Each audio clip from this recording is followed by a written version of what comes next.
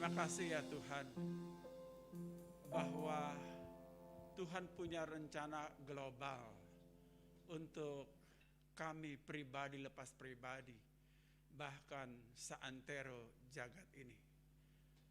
Rancangan-rancangan Tuhan adalah rancangan-rancangan damai sejahtera. Dan tak ada yang bisa mengurangi atau menambahi apa yang menjadi rancangan Tuhan. Kami pun punya rancangan-rancangan. Seringkali rancangan-rancangan kami menjadi rancangan kami pribadi.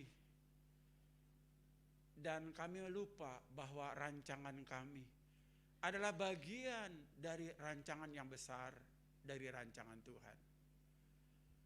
Kami perlu konfirmasi apa yang menjadi rancangan kami, apakah menjadi rancangan Tuhan. Karena Engkau berkata, kehendakku bukanlah kehendakmu, rancanganku bukanlah rancanganmu. Itu sebabnya ya Tuhan, kami perlu bertanya tentang rancangan kami apakah sesuai dengan rancangan Tuhan. Seringkali ya Tuhan, bahwa apa yang kami rencanakan, apa yang sudah kami planningkan dalam hidup kami, seringkali ya Tuhan tak sejalan dengan jalan Tuhan. Atau seringkali apa yang kami rencanakan, seringkali kami merasakan kami gagal total. Tak seperti apa yang kami harapkan. Tetapi seiring waktu bahwa Tuhan mengenal kami dan Tuhan tahu kebutuhan kami. Sesuai dengan waktu Tuhan, rancangan itu terjadi saat kami melupakan, mengabaikan rancangan itu. Itulah Tuhan kami yang berdaulat atas dirinya sendiri dan berkarya bagi dirinya. Dan itulah sebabnya segala kemuliaan hanya kepada Tuhan. Berkati pemberitaan firman ini ya Bapa. Engkau yang mengambil alih, bercakap-cakaplah untuk kami semua. Di dalam nama Tuhan kami Yesus Kristus, kami sudah berdoa. Amin. Silakan duduk. Ya, baik Bapak Ibu yang dikasihi Tuhan ya. Ada yang bilang saya pakai masker suaranya jadi jelek gitu ya. Ya, saya buka lah ya. Jadi ini untuk pertama kali saya buka. Nah, Saudara, tanggal 11 September ini tanggal 25 Desember. Artinya 3 minggu yang lalu ya. Saudara, masih membekas dalam ingatan banyak orang. Khususnya saudara-saudara kita yang ada di Amerika. Yaitu 2 pesawat komersial yang dibajak oleh Al-Qaeda. Dipaksa untuk menabrakkan kapal itu, saudara sekalian, dua buah gedung WTC maksud saya ya. Dan terjadi ledakan. Ribuan orang seketika mati dan luka-luka. Saudara, apa yang bisa saudara sekalian bayangkan bahwa mungkin pada waktu orang-orang itu lepas landing naik pesawat, mereka mengharapkan bahwa ini adalah penerbangan yang indah, yang asik. Orang-orang yang pergi naik pesawat komersial itu pasti punya tujuan-tujuan. Kita tidak tahu. Mungkin juga ada yang mau menikah, mungkin juga ada yang mau ketemu papa mama, mungkin juga ada yang mau ketemu pacar atau tunangan dan lain sebagainya. Semua di luar prediksi manusia. Orang pikir sesuai dengan rencana-rencana mereka tentu. Dan orang-orang yang bekerja, ribuan orang yang bekerja di gedung kembar itu, saudara sekalian, bermacam-macam, mungkin orang sedang makan, sedang minum, sedang tertawa dan lain sebagainya, punya rencana-rencana ke depan apa yang akan mereka lakukan. seketika itu nyawa mereka direnggut. Matilah seketika. Saudara, dalam situasi itu mungkin dulu orang berpikir bahwa gedung itu tidak akan hancur ditabrak hanya dengan pesawat komersial.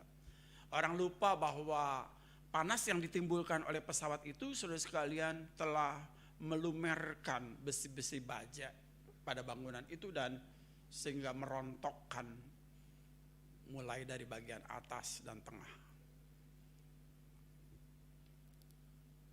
Pada saat itu tak seorang pun tahu akan terjadi sesuatu. Pada hari itu. 1,5 tahun, hampir 2 tahun. Siapa yang mau menyangka, saudara sekalian, kita juga mengalami, saudara, COVID ini berkepanjangan. Waktu itu kita mungkin berantusias, ingin lakukan ini, lakukan itu, dan lain sebagainya. Tadi sangka COVID datang, merenggut orang-orang yang kita kasihi. Pada hari itu, tidak ada seorang pun yang tahu. Saudara yang kasih, pada hari itu apakah kita memang benar-benar siap menghadapi situasi, kondisi yang gawat darurat seperti itu? Semua orang, saudara sekalian, pasti punya hari itu. Setiap orang pasti punya hari itu. Hari yang tidak kita suka. Hari di mana kita tidak senang. Hari di mana kita inginkan tidak ada hari itu kalau boleh. Tetapi hari itu terjadi. Enggak tahu. Pada hari itu orang bisa terjadi, saudara mengalami kecelakaan kah, sakit kah, dan sebagainya. Semua itu bisa terjadi, saudara sekalian, dalam hidup Anda dan saya pada hari itu. Dan hari itu, saudara sekalian, adalah hari di mana saudara dan saya pernah mengalami itu. Itu yang membuat saudara trauma, yang membuat saudara kecewa, yang membuat saudara kesel, membuat saudara menyesali mengapa terjadi pada hari itu. Nah, dalam kondisi seperti itu, Bapak Saudara sekalian, apa yang Anda lakukan? Kemana Anda pergi? Kemana Anda berlindung? Kemana Anda menenangkan diri? Hari ini saudara kita bicara tentang Yesus batu karang yang teguh. Tadi saya pikir Tandi akan memilih lagu, ya Yesus batu karang yang mulia, gitu ya. La la la la la la la la. Tapi itu memang buku KPPK, nggak terlalu populer gitu ya. Saya pikir gitu ya.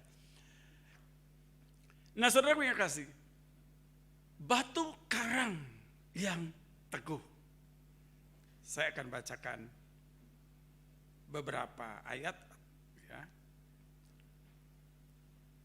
1 Korintus pasal 10 ayat 3 dan 4 demikian.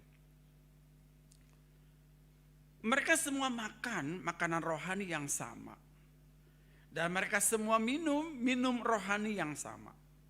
Sebab mereka meminum dari batu karang rohani yang mengikuti mereka, dan batu karang itu ialah Kristus. Bapak Ibu yang dikasihi Tuhan, metafor tentang batu ya, yang dipakai dalam Alkitab, dan Yesus juga menggunakan metafor ini, menggunakan teologi batu. Dia pernah berkata bahwa sesuai dengan kitab Mazmur dan juga Amsal yang mengatakan bahwa dia adalah batu penjuru. Bahwa di Sion akan ada batu. Dan Yesus adalah batu penjuru itu. Yaitu batu yang dibuang oleh tukang-tukang bangunan telah menjadi batu penjuru. Saudara, batu itu adalah bagian yang sangat akrab dengan orang-orang Yahudi atau orang-orang Israel. Sejak mereka keluar, saudara sekalian, dari Mesir, mereka berputar-putar di padang gurun. Ada 42 titik perhentian. Dan semuanya saudara sekalian, yang mereka pandang dan mereka lihat adalah batu. Semua batu. Bahkan pada waktu saudara sekalian mereka masuk ke kota Yeriko pun, mereka memberi tanda batu. 12 suku tentang batu. Jadi batu adalah merupakan sesuatu yang sangat akrab bagi mereka. Mengapa menggunakan metafor batu? Ya memang mereka akrab dengan batu. Ya, kalau kita menggunakan metafor buah rambutan, nggak cocok. Hanya ada di Indonesia atau hanya di Asia kali kata rambutan gitu ya. Kalau batu memang sangat cocok begitu, karena di sekitar mereka batu. Rumah-rumah mereka adalah susunan daripada batu-batu. Lantainya batu, dindingnya batu, bahkan atapnya juga batu. Bahkan pada waktu mereka saudara sekalian berada di Mesir, juga mereka mengerjakan tentang batu. Gitu ya. Nah batu ini saudara sekalian, jadi sangat akrab sekali dengan mereka. Tidak heranlah kalau Yesus dikatakan sebagai batu. Gitu ya. Nah kenapa batu? Batu itu melambangkan sesuatu yang kuat. Batu itu melambangkan tentang keabadian.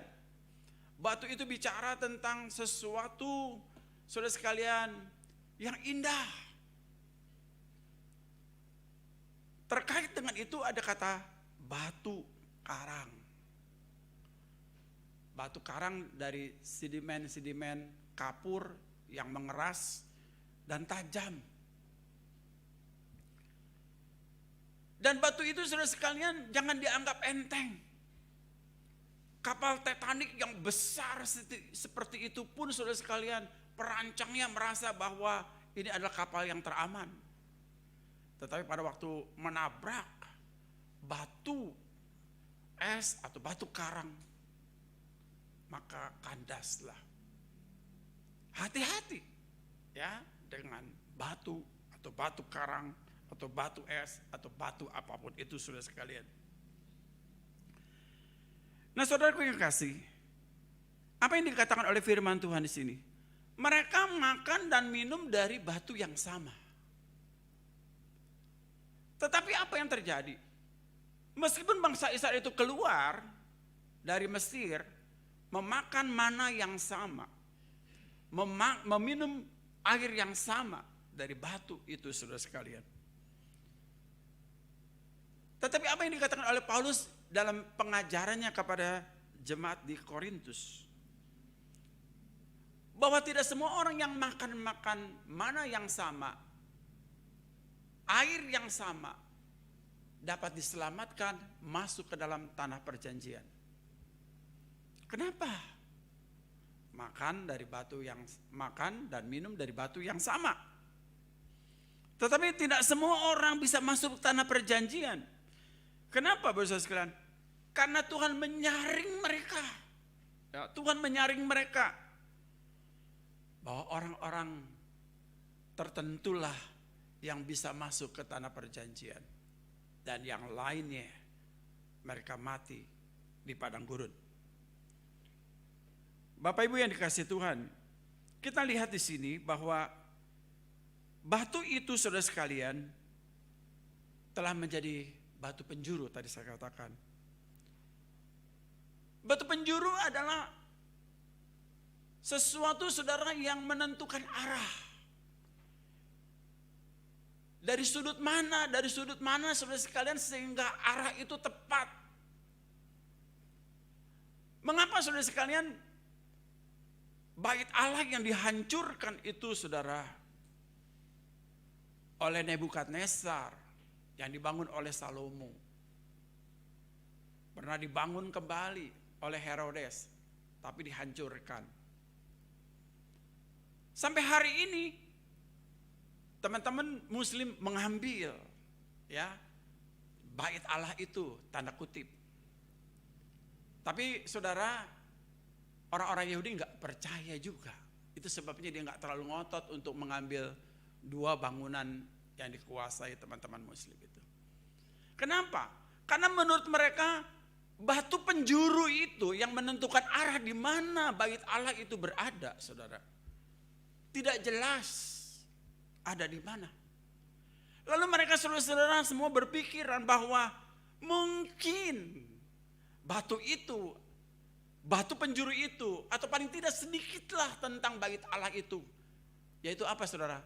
Tembok, batu. Yaitu tembok ratapan. Itu sangat luas saudara. Dan itu sekarang hanya pendek saja. Mereka merasa bahwa disinilah tempatnya bait Allah itu. Karena batu penjurunya nggak jelas di mana ada.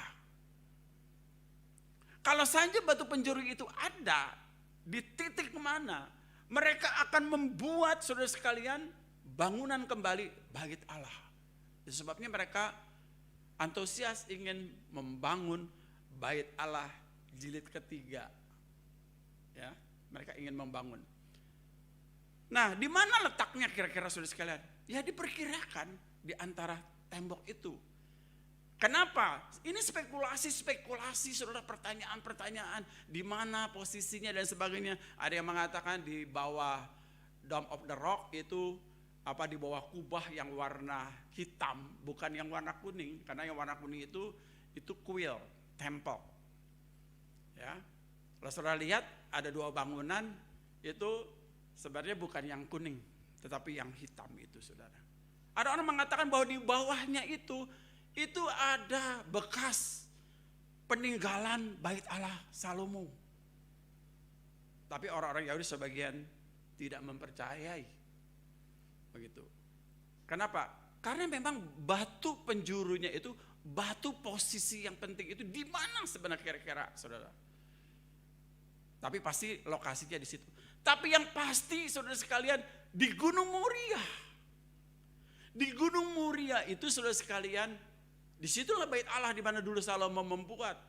Peristiwa itu adalah saat Abraham mempersembahkan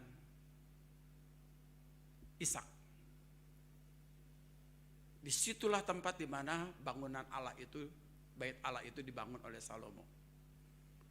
Dan itu diperebutkan terus menerus saudara sekalian. Kenapa? Karena itu menjadi menjadi tempat suci dari 3 agama besar di dunia.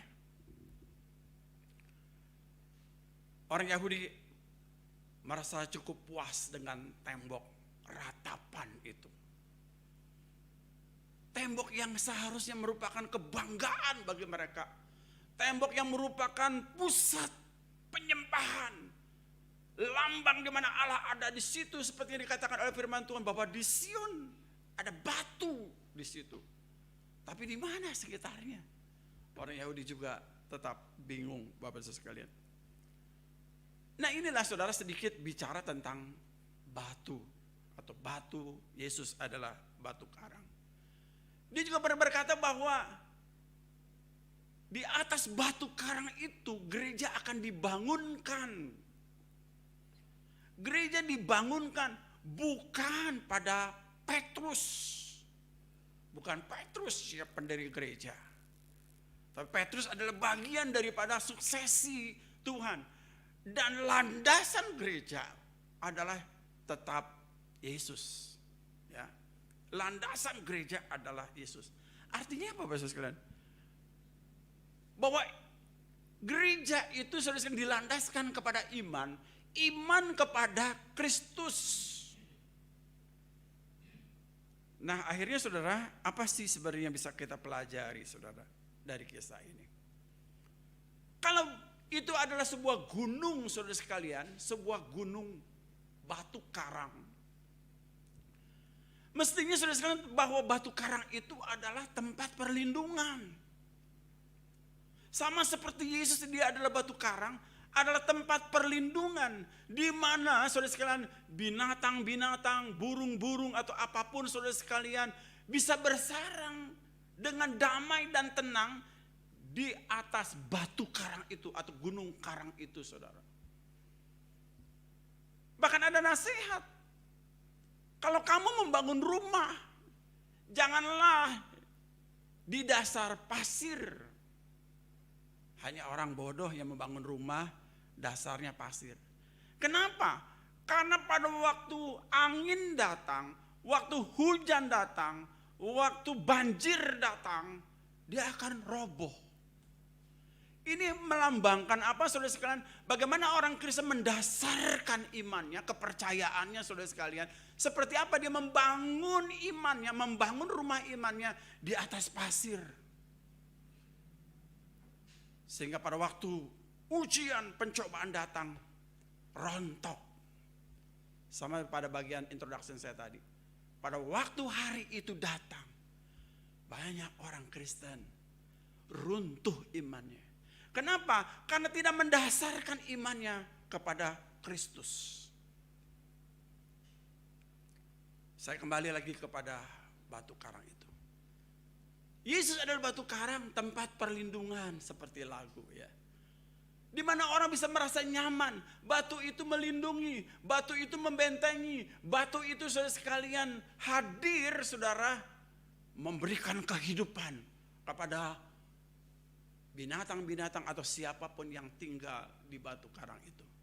Seperti Yesus berkata kepada saudara dan saya yang letih, lesu dan beban berat, dia berkata, datanglah kepadaku. Hei kamu yang letih, lesu dan beban berat, datanglah kepadaku. Saudaraku yang kekasih dalam Tuhan Yesus, ada hal yang lucu begitu, saudara. Bagaimana dikatakan oleh firman Tuhan, bahwa pelanduk saja yang sederhana, ya, yang kurang pintar begitu, yang tidak punya pertahanan untuk melawan musuhnya, dia tahu bagaimana dia membuat sarangnya dan membuat rumahnya di atas batu. Itu pelanduk. Saya cari-cari pelanduk apa sih gitu ya. Seperti kancil begitu, binatang yang sangat kecil sekali begitu. Bahwa binatang yang lemah ini saja tahu bagaimana dia berlindung, bagaimana dia tinggal, membuat sarangnya saudara sekalian di dalam batu itu ya, di atas batu-batu itu. Karena di situ aman. Ini kan menggambarkan saudara sekalian bagaimana orang-orang Kristen saudara sekalian, kenapa mereka saudara sekalian tidak merasa aman dalam hidup mereka. Yesus batu karang yang kokoh, Yesus batu karang perlindungan. Tetapi apa kaitannya dengan aku? Aku kok masih saja tetap tidak nyaman, tidak damai, merasa tidak terlindungi. Aku masih gelisah, aku masih kecewa, aku masih putus asa, aku masih tetap bingung. Tiap waktu, tiap hari bingung, nggak bisa tidur dan lain sebagainya. Padahal Yesus mengatakan bahwa Yesus adalah batu karang yang kokoh. Belajar kepada pelanduk ini. Pelanduk saja yang tidak pintar, dia tahu bagaimana dia membangun sarangnya, rumahnya di dalam batu itu atau di wilayah batu itu. Saudara, bagaimana dengan Anda dan saya? Saudara yang kasih, kalau Yesus mengatakan aku adalah batu karang, tempat perlindungan, kamu akan merasa damai, kamu akan merasa tenang, kamu akan merasa sukacita, merasa terlindungi. Datanglah kepada Yesus sebagai batu karang itu. Saudara, ada banyak sekali pelajaran-pelajaran saudara sekali yang bisa kita pelajari dari bahwa Yesus adalah batu karang itu, saudara sekalian, bahwa batu itu adalah Yesus sendiri.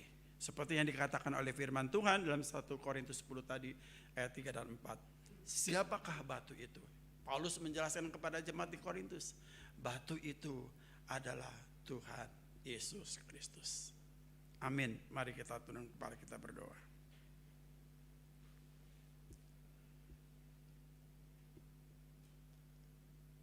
Saudaraku yang kekasih, masihkah saudara tetap gelisah? Masihkah saudara tetap takut dan cemas? Masihkah saudara terus merasa tidak beruntung? Masihkah saudara terus merasa bahwa saudara adalah orang yang paling hina? Saudara merasa tidak beruntung dalam hidup ini. Saudara merasa kecewa. Dan saat saudara makin kecewa, saudara membanding-bandingkan diri Anda dengan orang-orang lain. Saudara mengatakan, orang lain lebih beruntung, tapi aku tidak. Sehingga saudara tidak mensyukuri nikmat apa yang Tuhan anugerahkan kepada saudara. Saudara merasa terus kurang dan kurang. Punya anak, merasa kurang. Punya istri, merasa kurang. Punya suami, merasa kurang. Bahkan menyesali. Dan bertanya mengapa begini dan mengapa begitu. Belum lagi saudara mungkin punya pengalaman pada hari itu. Hari yang tidak saudara suka terjadi pada diri Anda.